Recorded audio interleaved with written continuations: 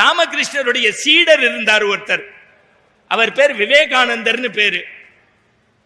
எல்லாரும் ladies gentleman பேசின போது சிகாகோல போய் பிரதர்ஸ் அண்ட் சிஸ்டர்ஸ் பேசினாரு. இது எல்லாம் உங்களுக்கு தெரிஞ்ச செய்தி. இன்னைக்கு நீங்க போய் கூகுள்ல தட்டினா கொட்டுது அவருடைய பேச்சு. அதெல்லாம் இல்ல, எல்லா சமஸ்தானங்களும் அவருக்கு மரியாதை செஞ்சாங்க. இந்தியால ஒரு சமஸ்தானத்துக்கு வந்தாரு, சாப்பாடெல்லாம் போட்டு ராஜா விருந்து கொடுத்தாரு.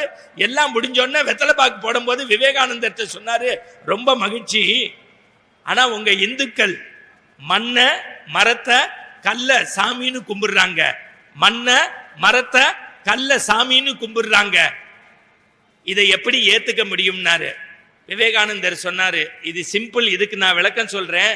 இந்த செவுத்துல மாட்டியிருக்க படத்தை எடுங்கன்னாரு. எடுத்து கொடுத்தாரு ராஜா.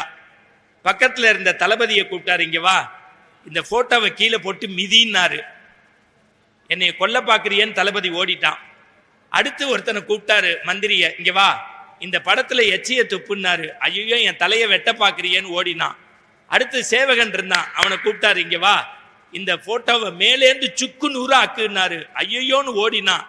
ராஜா சொன்னாரு, விவேகானந்தர் நீங்க பெரிய ஞானின்னு நினைச்சோம், முட்டாள் மாதிரி இருக்கீங்க, அதுக்குள்ள எங்க அப்பா இல்லையான்னு கேட்டாரு. இப்ப விவேகானந்தர் சொன்னாரு, என்னைக்கோ செத்து போன உங்க அப்பாவை 4 பேர் ஓவியமா வரைஞ்சா அந்த படத்துக்குள்ள உங்க அப்பா இருக்கிறதா நீ நம்பினா, மண்ணுக்குள்ள மரத்துக்குள்ள கல்லுக்குள்ள எங்க கடவுள் இருக்கிறதா நாங்க ஏண்டா